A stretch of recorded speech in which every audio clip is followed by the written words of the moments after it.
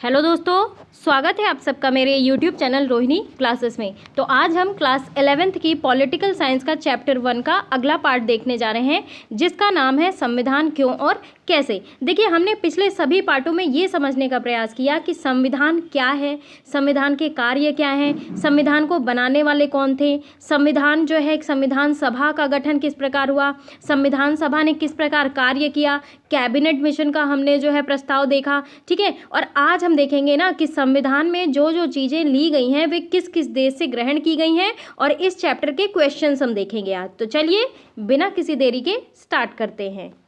तो आज हम बात करेंगे ना संस्थागत व्यवस्थाएं, यानी कि संविधान को प्रभावी इफेक्टिव बनाने के लिए तीसरा कारक ये है ना कि संविधान की सभी संस्थाओं को बैलेंस करना, यानी कि संतुलित ढंग से जो है व्यवस्थित करना। तो जो मूल सिद्धांत है ना, मूल सिद्धांत ये रखा गया कि सरकार जो है लोकतांत्रिक रहे, यानी कि जनता के कल्याण के लिए ना वो प्रतिबद्ध हो। ठीक है, जनता के लिए ही उसके सारे नियम कायदे कानून बने। और संविधान सभा ने शासन के विभिन्न अंगों विधायिका, कार्यपालिका और न्यायपालिका के बीच जो है समुचित संतुलन जो है स्थापित करने के लिए बहुत विचार मंथन किया। अब देखिए, संविधान सभा ने ना संसदीय शासन व्यवस्था और संघात्मक व्यवस्था को स्वीकार किया, जो कि ना एक ओर तो विधायिका और कार्यपालिका के बीच और दूसरी ओर जो है केंद्र और राज्यों के बीच शक्तियों का वितरण करती है। आगे के चैप्टरों में हम ये भी देखेंगे कि केंद्र और राज्य के मध्य जो है शक्तियों का बंटवारा किन किन क्षेत्रों में है, कितना कितना है। ठीक है, लेकिन आज हम सिर्फ जो है संविधान के बारे में बात करेंगे। देखिए, शासकीय जो है संस्थाएं है ना, सर्वाधिक संतुलित व्यवस्था स्थापित करने में ना हमारे संविधान निर्माताओं ने जो है दूसरे देशों के प्रयोग और अनुभवों को कुछ सीखने में संकोच नहीं किया है। और इसी प्रकार हमारे संविधान निर्माताओं ने ना अन्य संवैधानिक परंपराओं से कुछ ग्रहण करने से भी कोई परहेज नहीं किया। अब देखिए, कई सारी ऐसी चीज़ें जैसे चाहे आपातकाल हो, राष्ट्रपति के जो है चुनाव की प्रक्रिया ले लीजिए, मूल कर्तव्य ले लीजिए। अभी मैं आपको बताऊंगी कि क्या क्या चीज़ें कहाँ कहाँ से ली गई हैं। जैसे राज्य के नीति निर्देशक तत्व है वो फ्रांस के संविधान से ली गई हैं। ठीक है, स्वतंत्रता, समानता, बंधुत्व के सिद्धांत कनाडा से लिया गया है। तो बहुत सारी ऐसी चीज़ें हैं ना जो अलग अलग जो है देशों से ग्रहण की गई हैं, लेकिन अनुभवों को जो है सीखने के आधार पर ग्रहण की गई हैं। ठीक है, ये चीज़ मैं आपको बताने का प्रयास कर रही हूँ।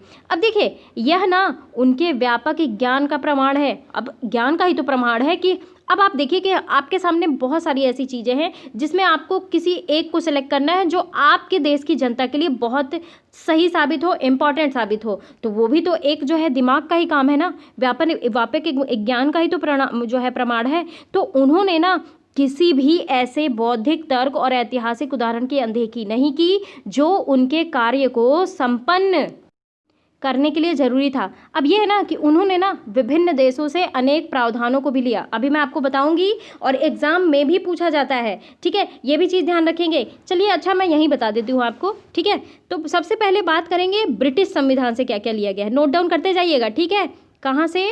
ब्रिटिश संविधान से।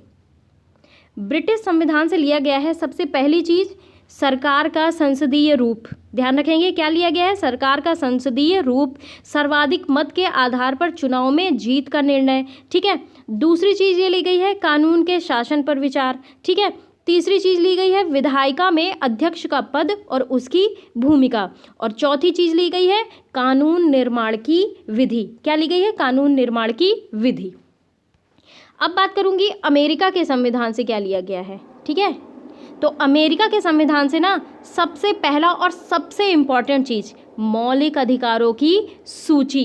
क्या? मौलिक अधिकारों की सूची।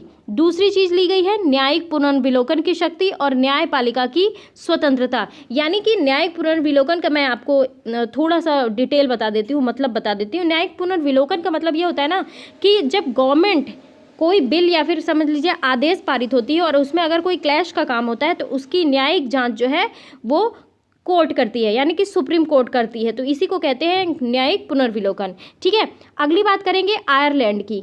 आयरलैंड से क्या लिया गया है?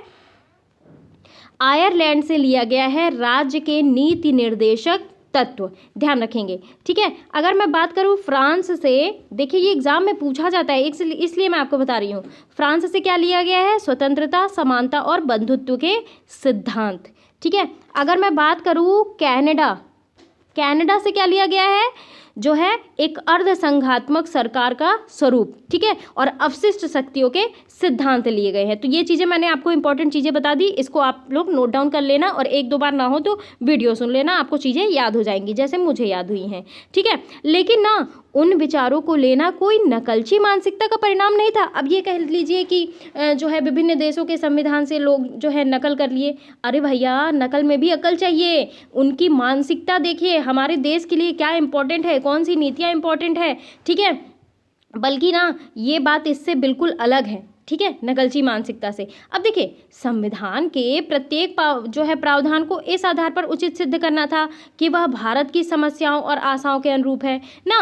तो ये भारत का सौभाग्य ही था कि हमारी संविधान सभा ने संकुचित दृष्टिकोण छोड़कर संपूर्ण विश्व से ना सर्वोत्तम चीज़ों को जो है ग्रहण किया और उन्हें अपना बना लिया।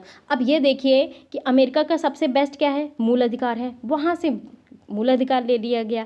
आयरलैंड से राज्य के नीति दे सकते हैं। तो भाई जब हम लिए हैं अपने जो है लोकतांत्रिक शासन चलाने के लिए, अपने जनता के लोक कल्याण के लिए, तो इसमें कोई हर्ज वाली बात तो है नहीं, ठीक है। और अच्छी चीज़ें चुनना ना, बेस्ट चीज़ें चुनना, इसमें कोई हर्ज नहीं है और यही चीज़ संविधान में भी लागू होती है। तो सर्वोत्तम चीज़ों को ग्रहण किया और उन्हें जो है अपना बना लिया।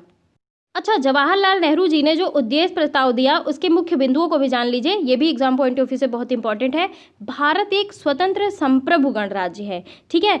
दूसरी चीज़, भारत ब्रिटेन के अधिकार में आने वाले भारतीय क्षेत्र देसी रियासतों और देसी रियासतों से बाहर के ऐसे क्षेत्र जो हमारे संघ का अंग बनना चाहते हैं का संघ होगा, ठीक है। संघ की इकाइयां स्वायत्त होंगी, ठीक है, यानी कि संघ की शक्ति संघ के पास ही होगी, स्वायत्त होगी और उन सभी शक्तियों का प्रयोग और कार्यों का संपादन करेगी जो संघीय सरकार को नहीं दी गई, ठीक है। अगली चीज़, संप्रभु और स्वतंत्र, ठीक है, संप्रभु और स्वतंत्र भारत तथा इसके संविधान की समस्त शक्तियों और सत्ता का स्रोत जो है कौन है, जनता है, ठीक है। ये भी आपको ध्यान रखने की जरूरत है।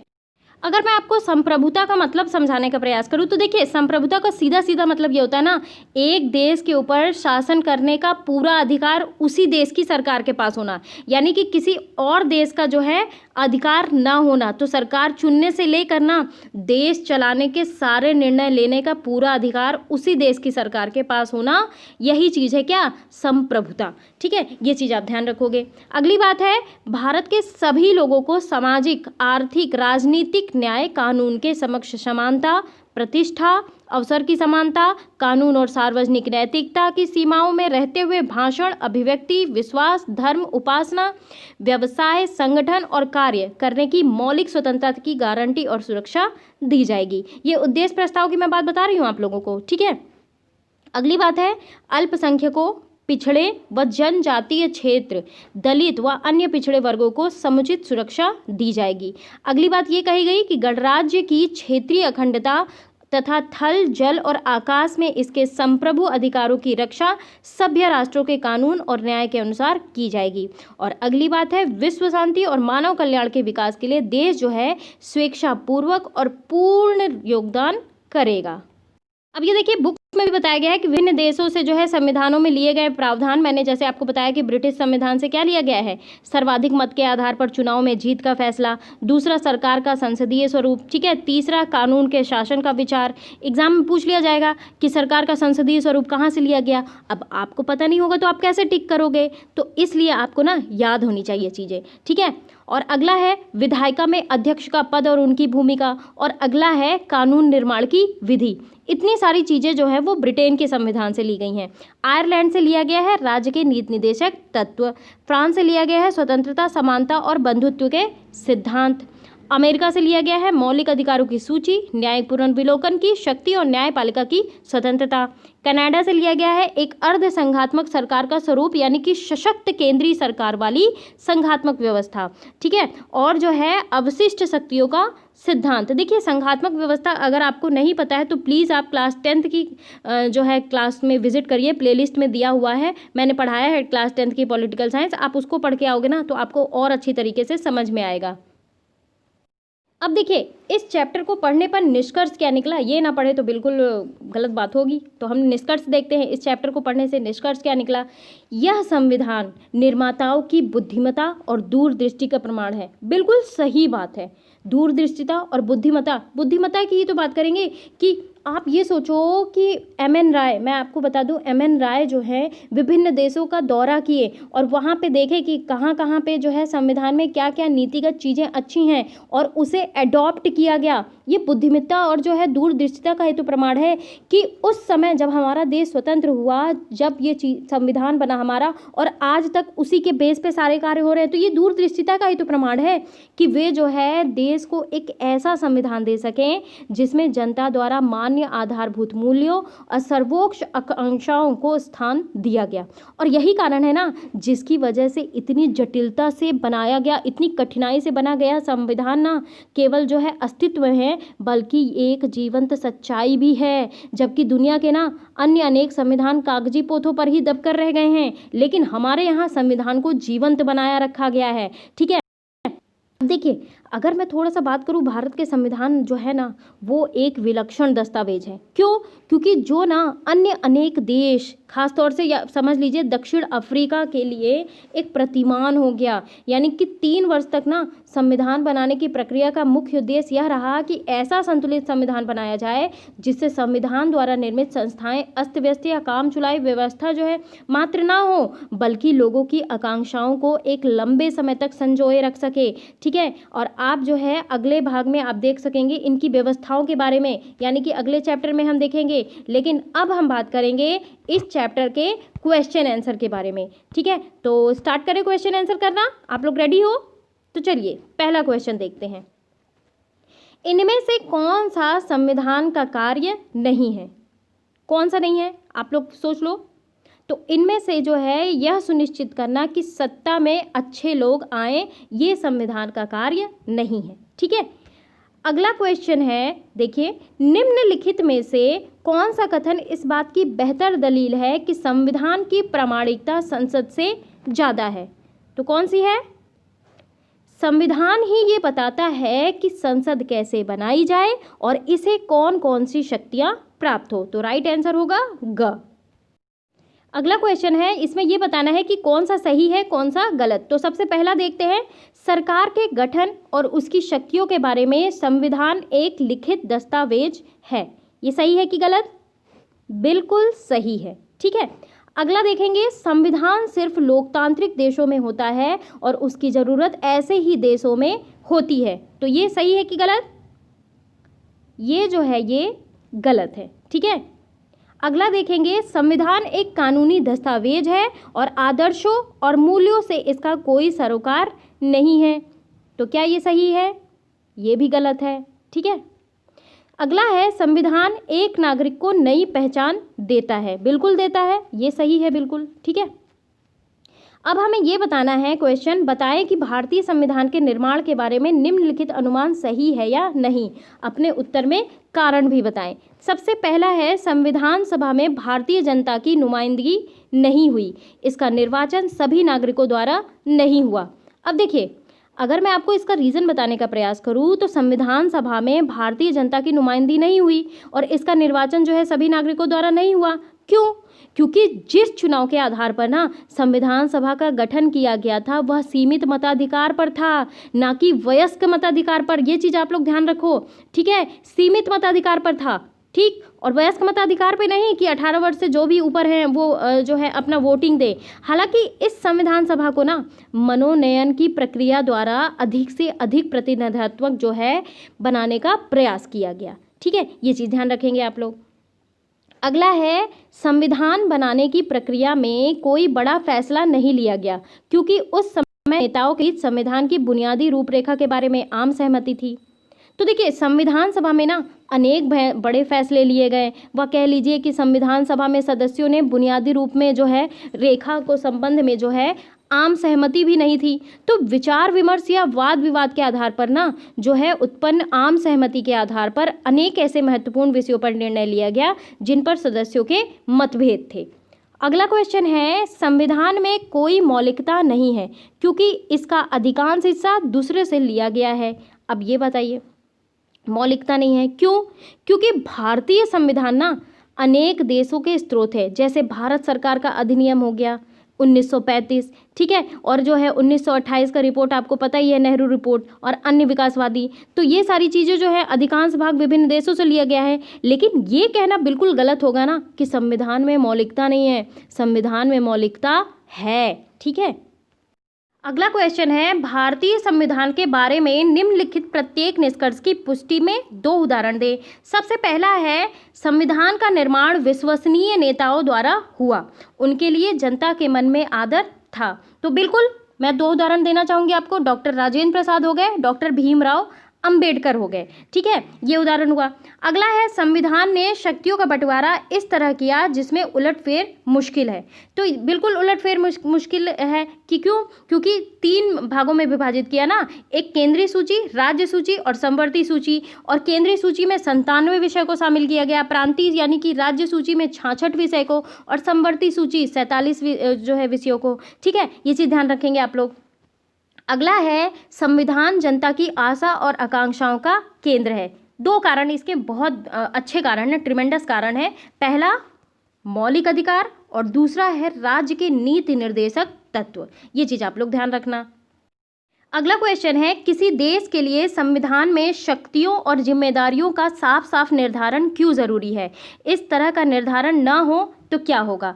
अब देखिए, शक्तियों और जिम्मेदारियों का साफ साफ निर्धारण इसलिए ज़रूरी है ना, क्योंकि संविधान के द्वारा सरकार के सभी अंगों को या फिर कह लीजिए प्रशासन की सभी संस्थाओं में ना शक्तियों और जिम्मेदारियों का स्पष्ट रूप से अलग अलग निर्धारण किया जाता है, शक्तियों का बंटवारा हो जाता है, ताकि सभी चुने हुए प्रतिनिधि अपने अपने क्षेत्रों में रहकर कार्य कर सकें, अपनी जिम्मेदारियों का निर्वहन कर सकें, ठीक है। और इस तरह का निर्धारण ना होना तो राज्य में अनिश्चितता बढ़ जाएगी, या फिर कह लीजिए कि किसी को जिम्मेदारियां ही नहीं एहसास होंगी। अब कोई जिम्मेदारियां का ही एहसास नहीं होगा तो वो जिम्मेदारियां निभाएगा कैसे, ठीक है, ये चीज़ हो जाती है। अगला क्वेश्चन देखेंगे, शासकों की सीमा का निर्धारण करना संविधान के लिए क्यों जरूरी है? क्या कोई ऐसा भी संविधान हो सकता है जो नागरिकों को कोई अधिकार ना दे? देखिए, शासकों की सीमा का निर्धारण करना ना संविधान के लिए इसलिए जरूरी है, इसके पीछे 3 कारण हैं। सबसे पहला, लोगों की स्वतंत्रता खतरे में ना पड़े और वे अपना विकास कर सकें। दूसरा मोस्ट इम्पॉर्टेंट है, शासकों की शक्तियों पर अंकुश लगाने के लिए। क्यों? क्योंकि लोगों पर मनमानी तरीके से शासन ना कर सके। तीसरा, सरकार की शक्तियों को निश्चित करने के लिए, ठीक है। तो आज के दौर में ना कोई ऐसा संविधान नहीं होगा जिसने अपने नागरिकों के अधिकार ना दिए हों, ठीक है, ये चीज़ आप लोग ध्यान रखोगे। अगला क्वेश्चन देखेंगे, जब जापान का संविधान बना तब दूसरे विश्व युद्ध पराजित होने के बाद जापान अमेरिकी सेना के कब्जे में था। तो जापान के संविधान में ऐसा कोई प्रावधान होना असंभव था जो अमेरिकी सेना को पसंद ना हो। तो क्या आपको ऐसा लगता है कि संविधान को इस तरह बनाने में कोई कठिनाई है? भारत में संविधान बनाने का अनुभव किस तरीके से जो है इससे अलग है? देखिए, मैं आपको बताऊं कि जब जापान बन रहा था ना, जापान का संविधान, तो उस समय जापान जो है ना अमेरिकी सेना के नियंत्रण में था। और भारतीय संविधान बनाने की प्रक्रिया व जापान संविधान बनाने की प्रक्रिया में बहुत बड़ा अंतर है। हम तो आज़ाद हो चुके थे ना, तब हमने संविधान क्रिएट किया। भारतीय संविधान एक संविधान सभा द्वारा लिखा गया है जिसको जनता ने अप्रत्यक्ष रूप से चुना था, ठीक है। जापान का संविधान अमेरिकी सेना की निगरानी में लिखा गया था, ये चीज़ आपको ध्यान रखने की ज़रूरत है। अगला क्वेश्चन है, रजत ने अपने शिक्षक से पूछा, ठीक है, ये भी क्वेश्चन देख लेते हैं, थोड़ा सा तार्किक बेस पे है ना। रजत ने अपने शिक्षक से पूछा, संविधान एक 50 साल पुराना दस्तावेज है और इस कारण पुराना पड़ चुका है। किसी ने इसको लागू करते समय मुझसे राय नहीं मांगी। यह इतना कठिन भाषा में लिखा हुआ है कि मैं इसे समझ नहीं सकता। आप मुझे बताएं कि मैं इस दस्तावेज की बातों का पालन क्यों करूं? और अगर आप शिक्षक होते तो रजत को क्या उत्तर देते? ठीक है, ये क्वेश्चन का आंसर बताना है। देखिए, एक शिक्षक के रूप में रजत को इस प्रकार से समझाया जा सकता है कि भारतीय संविधान जो है, अब तो देखिए 75 साल हो गया ना, तो 75 साल पुराना है, लेकिन ये पुराना नहीं है। क्यों? क्योंकि इसकी मूल बातें, जो बेसिक चीज़ें हैं, आज भी प्रयोग में लाई जाती हैं। इसके अलावा हम परिस्थितियों की आवश्यकताओं के अनुसार ना इसमें संशोधन भी कर सकते हैं। तो संविधान की भाषा कठिन जरूर है, लेकिन इतनी भी कठिन नहीं है कि इसका मूल भाव और उद्देश्य जो है आम आदमी तक ना पहुंचाया जा सके। अगला क्वेश्चन है, संविधान के क्रियाकलाप से जुड़े अनुभवों को लेकर एक चर्चा में 3 वक्ताओं के 3 अलग अलग पक्ष लिए, ठीक है। पहला, हरबंस ने कहा कि भारतीय संविधान एक लोकतांत्रिक ढांचा प्रदान करने में सफल रहा। नेहा ने कहा संविधान में स्वतंत्रता, समानता, भाईचारा सुनिश्चित करने की विधिवत वादा है, चूंकि ऐसा नहीं हुआ इसलिए संविधान असफल है।